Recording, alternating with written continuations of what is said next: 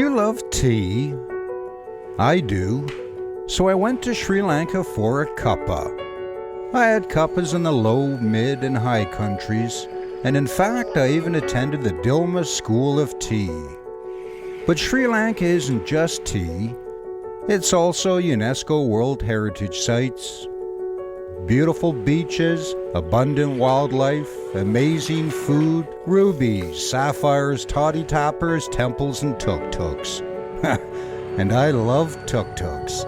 So I rented one to explore this beautiful multicultural pearl in the Indian Ocean. Hi, my name is Scott Wilson, a nomadic bull, and this time I'm visiting Sri Lanka. It's quite novel. Let's have a closer look, shall we? This thing is an absolute hoot. I love it.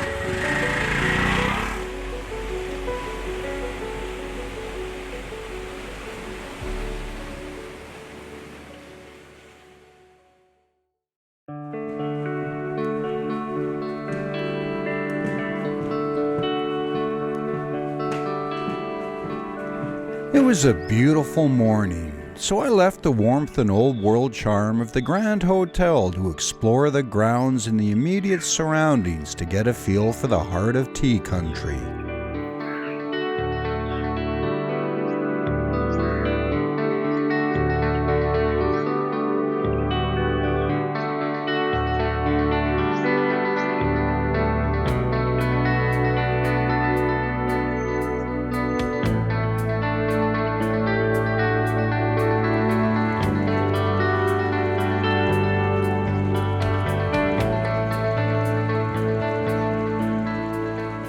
Nuwara Eliya is like a living museum, littered with remnants of an English colonial past, intertwined with a vibrant native Sri Lankan culture.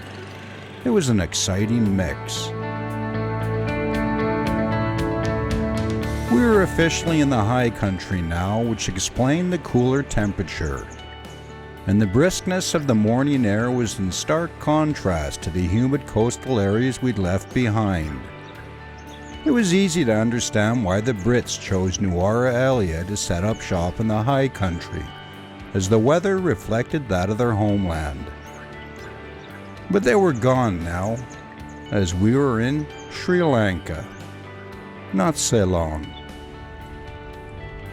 With my walk over and breakfast and cup of tea in my belly, I boarded the bus along with the other students to go visit a green tea factory, the Park Estate. Yesterday had been black Orthodox tea. Well, today was going to be a look at green. I was looking forward to what lay ahead. Any comments for the peanut gallery? Except the fact that I'm enjoying the adventure. You enjoying the adventure? Oh, it's fantastic. Really? Yeah, scenery is great, day is good, a little hot. A little hot, yeah. It's been quite something though, isn't it? It has been, yes. Yeah. Looking forward to blue waters now. Yes. Yes. You guys are very lucky. Any comments there? Blue waters, very beautiful. Beautiful. Yeah. Okay, so hang on. Let's do a nationality count. From? India, living in Dubai. India, living in? Dubai. Dubai. Okay, we have a native Sri Lankan from? Candy, living in Saudi Arabia, Mecca, with Hiltons. Okay. Ethiopian native, living in Saudi Arabia. All right. Living in the Maldives. In Maldives? Maldivian living in the Maldives. All right. Oh, so you guys get to go home? Yes. Yeah? All right. You too. And me? Yeah, Canada living in Sri Lanka. Yeah.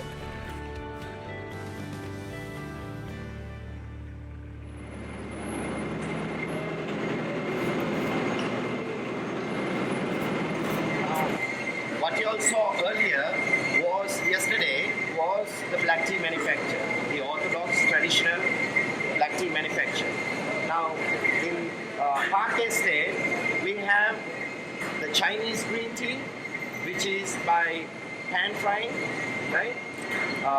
The Japanese green tea manufacture method by steaming, right? Either way, black tea, green tea, or black tea, Chinese green tea, or the Japanese green tea, you arrest the fermentation process by introducing air, hot air. Now you saw at the black tea factory, at the initial stages, right, there was withering, then it went into rolling, right, then it went into fermentation, then finally into firing, right. The process was, the chemical changes was arrested at the end, right, of the process, right, by firing it, right. But green tea is not that. Green tea, at the initial stages, you have to arrest the fermentation, right, because when you pick the leaf, as soon as you pick the leaf, you need to introduce hot air to remove these low boiling volatiles and to remove the polyphenol oxidase from reacting with the polyphenols, right, which makes it blacker in color and gives you a reddish cup and a blackish appearance in the leaf, right. So you see the green leaf, it's greenish in color, right, not like the black tea which is dark brown and blackish in color, right. That is because at the inception, at the initial stage, you introduce hot air by pan frying or by steaming, right, and arrest the fermentation from happening. Then onwards, gradually I will show you how it is, how they introduce the hot air. It's introduced systematically, right, not at once. Okay? In different intervals, you introduce hot air. Okay. Now we will go into the steaming room where the operation starts from. Okay.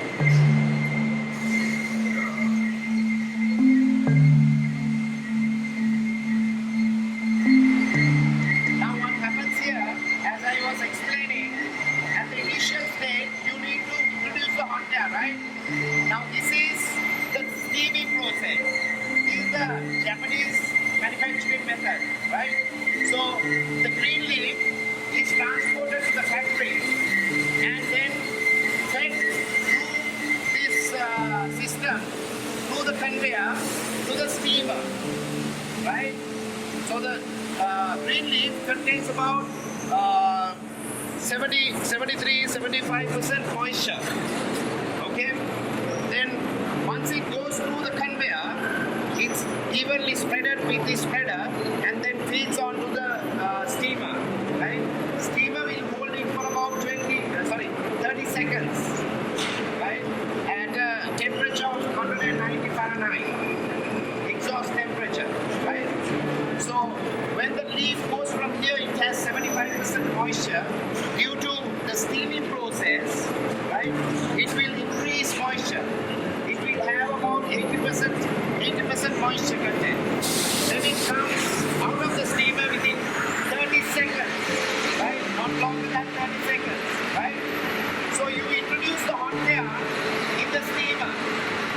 Then it goes through this conveyor and moves out by using these three coolers. Then it passes through the steamer. It has about 190 Fahrenheit in the leaf, right? But when it goes through the conveyor, this is called a pre-cooler, right? It reduces the temperature of the leaf to 100 Fahrenheit, right? Because, as I was saying in the orthodox tea manufacture, right, too much of temperature build-up is not good for tea, right? Simultaneously, you need to give in cool the leaf as well, okay? And the leaf goes through its conveyor to a dryer, which will hold it for 15 minutes, okay?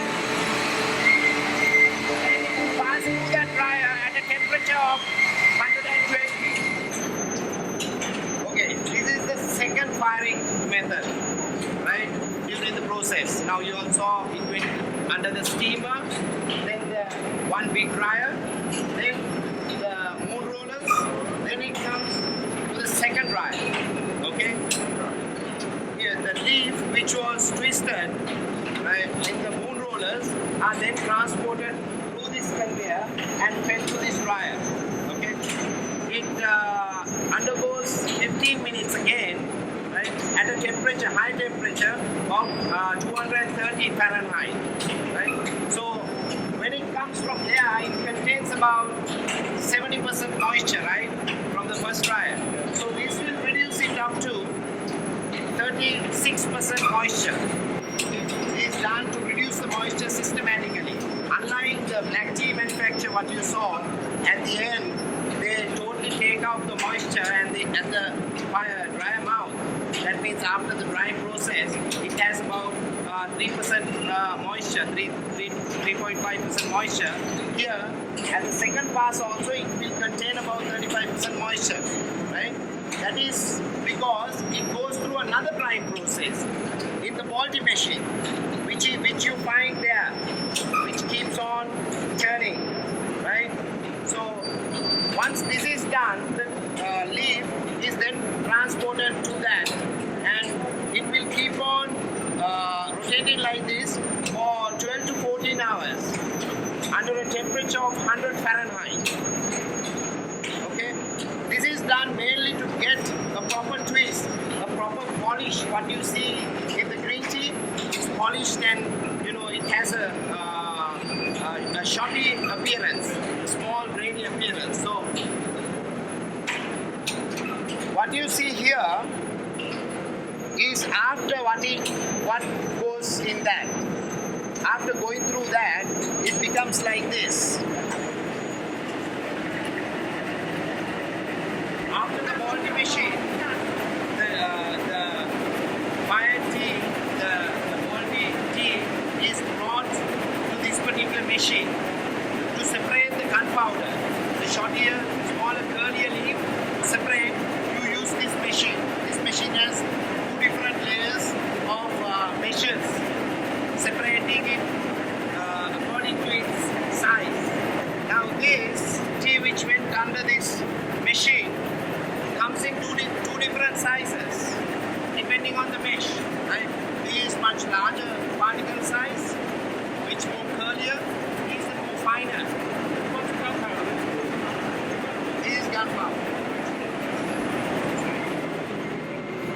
When you feed the leaf from the conveyor to the winnower, it separates based on the weight of the leaf, right? So the flakier particles end up at this end, right? The heavier particles fall in this corner, right? So separating the heavier particles and the flakier particles is done by using this winnower. After the winnowing process, it is being the heavier particles are being passed through a winnower. This is a modern technology which is being used by some of the modern factories to separate the stockier, the lighter colored particles from the darker colored particles. Two teas from the same plant, Camellia sinensis, with the difference between the two lying in the fermentation process. Where black tea is allowed to ferment before being fired, green tea is steamed at the outset to prevent any fermentation from taking place. Green tea, black tea. They still end up in the same colored bag though, before heading off to auction.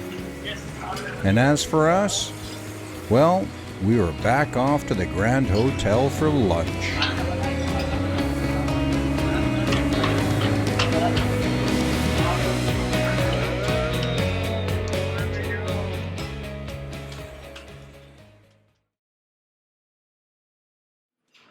I am in the Grand Hotel, which is up in the hill country. This used to be the heart of the British tea empire. The British have gone. Now it is Sri Lankan, and I'm going to try something different. I'm going to a Dilmah tea lounge for a tea shooter. Let's check it out. You are the expert for tea, and this is a Dilmah tea lounge. That's right. Okay, so now I've had quite a bit of traditional tea since I've been here. I was wondering if I could have something a bit different. Sure. And I was looking at one of those tea shots. You know the one with is it a Chivas? Sure, Stringer. Yeah. Can I try one of those? Thank you. So what do we got? What kind of tea we using? Judgment? Okay.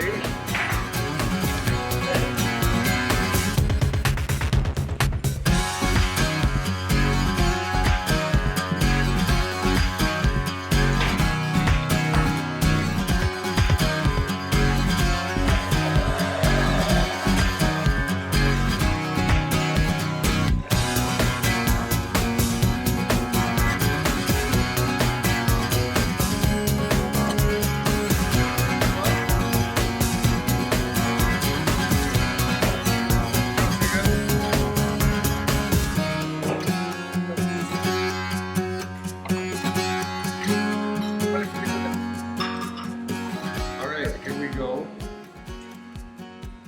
It's got a lovely aroma.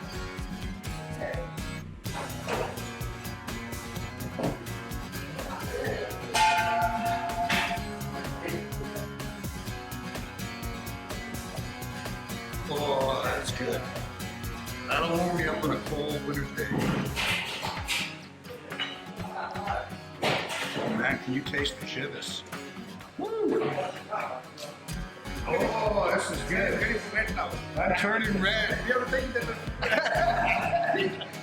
So this is the main man. Yeah. So you're in charge of the boutique here. And this is at the Grand Hotel. Okay. In what town? Nuwara Eliya. Okay. The only reason I ask that is because I can't pronounce it.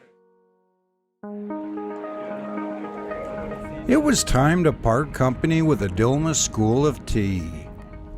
I didn't know it yet, but it turns out that Dilmah had something special lined up for me. Whereas the other students were heading back down to the coast to study tea mixology, Dilmah supplied a driver, and we were off to see another side of Sri Lanka. We passed through the small hill town of Ella before stopping at the Ravenna Falls.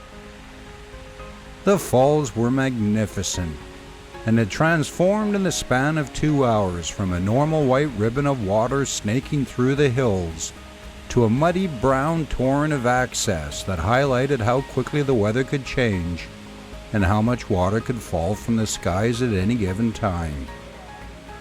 The power of the falls was mesmerizing.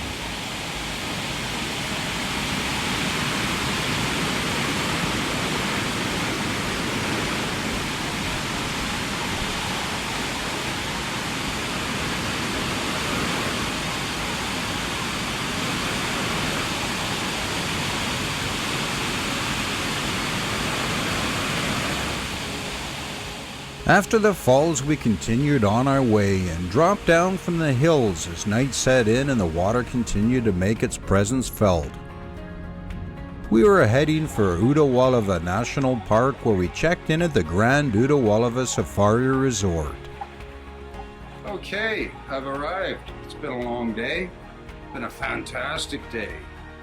We're at the Udawalawa National Park. We're on the outskirts. I'm not exactly sure yet, but Dilmah have very graciously put me up here tonight, and I'll take you inside and show you the beautiful room. And welcome to the Grand Udawalawa Safari Resort.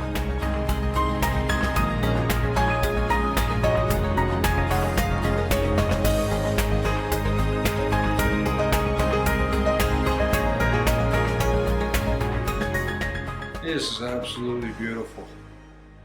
I am going to sleep well tonight. What a glorious morning! But there was no time to take advantage of the pool, as we were off on a very special adventure. Just down the road from where we were staying was the Elephant Transit Home, or ETH. A place where orphaned elephants were given a chance to reach an age and size where they could be released back into the wild. We started off our visit at the Information Center, which gave an account of the Asian elephant. One of the goals of the center is to foster a harmonious coexistence between man and nature. and to drive that point home stood Sandagariya, an example of what can happen when that coexistence isn't established. Sandagariya was a large elephant that had the habit of plundering farmers' fields for food. It had been shot several times, been treated several times, but eventually had succumbed to an infection from one of those gunshot wounds. An outcome that conservation efforts were trying to eliminate.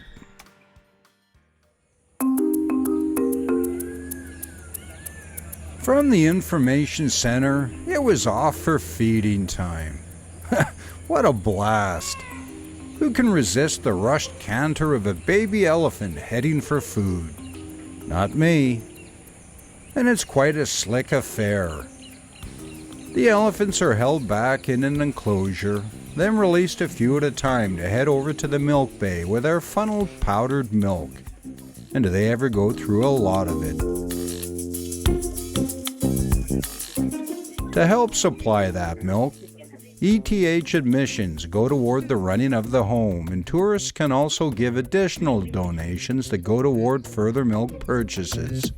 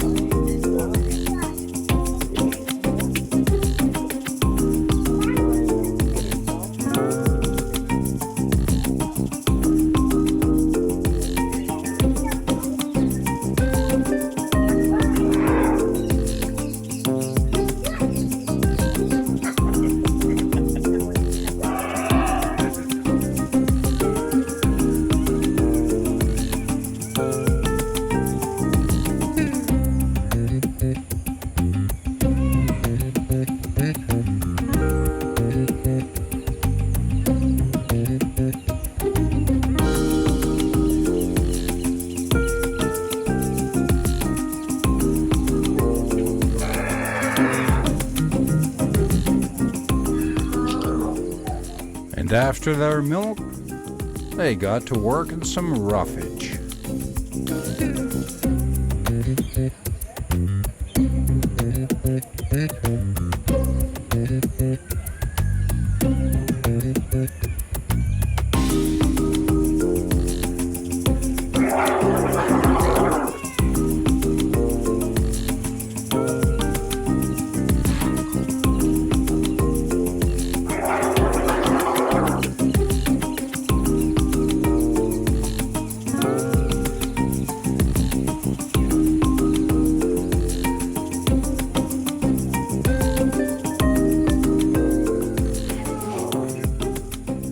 The Elephant Transit Home was created in 1995 when the first elephant, Komali, was brought to the site. Since then, more than 90 elephants have passed through the home before moving on to the adjacent national park. Watching these pachyderms go about their business was very gratifying to see and highlighted a conservation effort that was working. Through the efforts of the Department of Wildlife Conservation, Dilmah Conservation, and other initiatives, the Sri Lankan elephant was indeed maintaining its place in the wild, in our hearts, and in Sri Lankan culture. What a great story.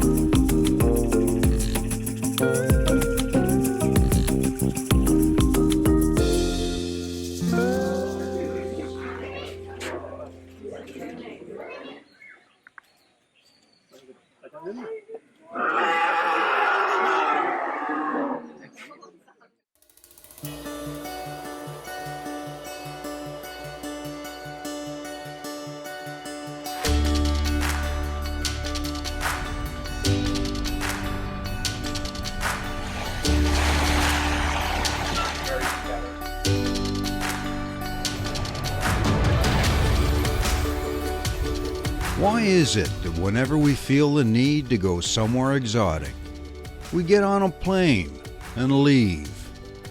What's wrong with our own backyard? What's wrong with Vancouver Island? Well, as it turns out, nothing at all. Wasn't sure for sure that it was in fact an island. Vancouver Island is as exotic as it gets, but it's a different kind of exotic. It's not palm trees and margaritas. It's giant cedars and single malt. It's a pristine and wild exotic. Fish whisper and sardines, they're on camera. Hi, my name is Scott Wilson, aka the Nomadic Bull. Join me and my good buddy, Dominic Medlinski, the Zen guy, as we explore our island. 54 and 50. We'll head up north and meet Joey and learn about Cole Harbor. We'll take in a potlatch in Alert Bay and we'll ride the rails in Port Alberni. And maybe we'll just have a tipple or two. We'll meet great locals, hear fascinating stories, ride through stunning scenery, and wallow in a beautiful wilderness setting. Vancouver Island is a gem, our gem, and it's time to share it. This is Changing Landscapes Vancouver Island. So here's the Nomadic Bull and the Zen guy. And the acting base commander for CFB Esquimalt today. The museum is open to the public Monday through Friday, 10 till 3:30. And admission is by donation, well worth it. Go and check it out.